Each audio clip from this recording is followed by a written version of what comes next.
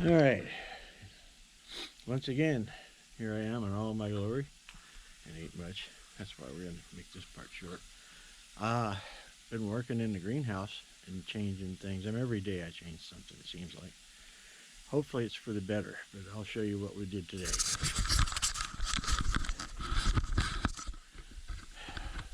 The tomato plants have kind of run amok. These are the ones I've grown from seed. It's the first time I've had this much luck with tomato plants all at one time. So now I got a lot of tomato plants. I got some over there too. The ones that I bought this year didn't survive, strangely enough. But all of the ones that I grew are doing quite well. And as you can see, they're flowering. It's late in the season, but I think it's because we had such horrible heat early in the year that everything is just now starting to catch up. We haven't had an awful lot of insect problem. We've had a few things. Something is gnawing on the pepper plants, and I don't know what it is. Now that's a geranium, and it's really looking pretty poor. I don't think it's going to be here much longer.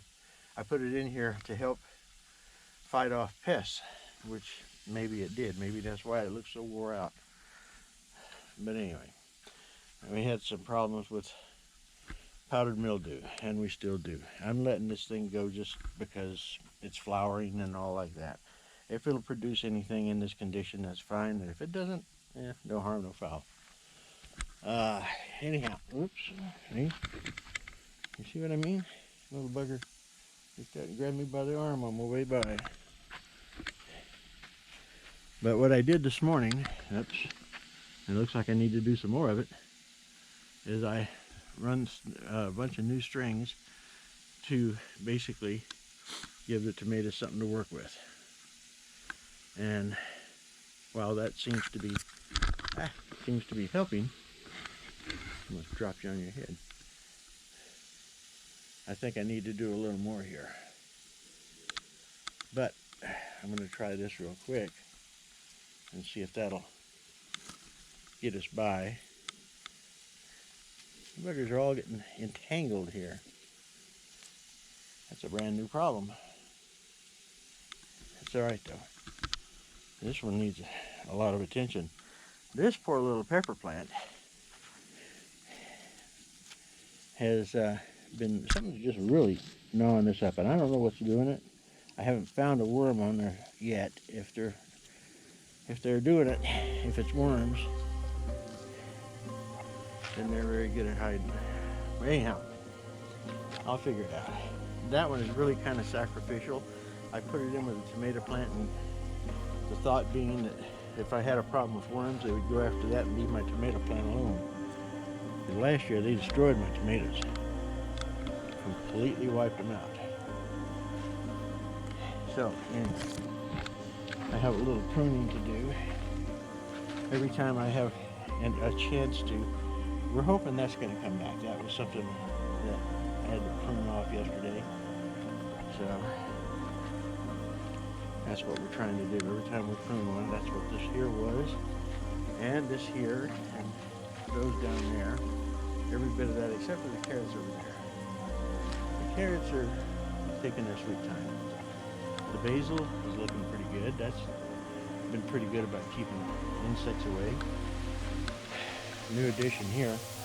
As I said before, I needed to put something in here to work on, so I stole a table out of my wife's laundry room and I gave her a new one, twice the size, so she's happy and I'm happy. And then I've got a place to work. This is another of the tomato plants that I propagated, and I'm very happy with its growth. So far, everything is doing pretty good considering it's been so late in the season. We had bees yesterday for the first time this year. That's the reason we haven't had anything. I'm certain that's got something to do with it because it's been so hot here. It's over 100, it's 100 and I think about 108 from here, 32% humidity right now. And it's, what time is it? Couldn't be 9 yet. Oh, it is. 9:30. 9:30. So it still gets hot. It's just not getting ridiculously hot. Anyway, that's the situation. And that crossbar that I put in when I built this greenhouse, that one up there, has turned out to be a godsend. I'm glad I did it. Initially, I was going to go the other direction, and I thought, nah, maybe this would be better. It's a good guess. Those buggers right there are very handy. There's 100 places you can use them, as are these things. I'm not advertising necessarily, but if you're doing this stuff, you ought to know about these things. These little buggers here, you wrap them on, put them on your string over there. I'll show you what they look like when they're in place. And you just click them together. And it's pretty much a one-handed deal. It's not quite that easy, but it's not bad. Anyway, hell, it's harder to get the bag open than it is to use the stuff in it.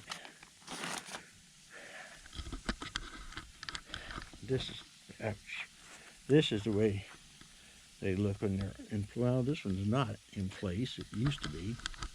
I guess I could take it off of there, huh? Not that we need it for somewhere else, but there's no point leaving it there. What I've been doing when I get an extra one, I just stick it up here in case I need it. And strangely enough, that happened this morning. So, once again, this is my, my one determinant plant. This is the only one I have.